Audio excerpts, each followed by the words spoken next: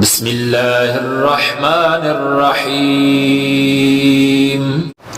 السلام علیکم ورحمۃ اللہ وبرکاتہ۔ دوستو، بعض لوگ سوال کرتے ہیں مغرب کی جماعت ہو گئی،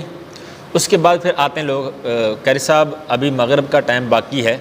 تو ان کے لیے بھی، اور جو عشاء کی نماز کو سمجھتے ہیں کہ شاید رات 12 بجے تک اس کا ٹائم ہے، ان کے لیے بھی یہ عرض ہے، یہ ایک مسئلہ ہے کہ عشاء کا جو وقت ہے وہ رات 12 بجے ختم نہیں ہو جاتا، بلکہ عشاء کے وقت شروع ہونے سے لے کر جب اذانیں ہوتی ہیں وہاں سے لے کر جب ہم سحری ختم کرتے ہیں روزوں میں وہاں تک، یعنی فجر کی اذان کا جب وقت شروع ہوتا ہے نا، تو اس وقت تک یہ عشاء کا وقت رہتا ہے، یعنی ساری رات ہی عشاء کا وقت رہتا ہے جب تک کہ فجر کی اذان کا وقت نہ داخل ہو جائے۔ اور مغرب کا جو وقت ہے یہ بھی عشاء کا وقت داخل ہونے سے پہلے تک، جب عشاء کی اذانیں ہوتی ہیں، عشاء کا وقت داخل ہوتا ہے، اس وقت سے پہلے یہ رہتا ہے، اور اس کا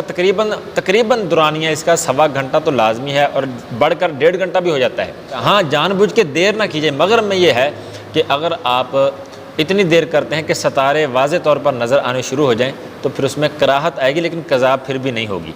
قضا ہوگی جب عشاء کا وقت داخل ہو جائے گا۔ تو آپ کوشش کریں شروع میں پڑھ لیں اندھیرا ہونے سے پہلے، لیکن اگر زیادہ اندھیرا ہو جائے، ستارے نظر آنے شروع ہو جائیں تو پھر اس میں قضا نہیں ہے، پھر بھی آپ کی ادائی ہوگی، لیکن اس میں کراہت آ سکتی ہے، وہ بھی اگر آپ جان بوجھ کے بلا وجہ آپ دیر کریں گے تو۔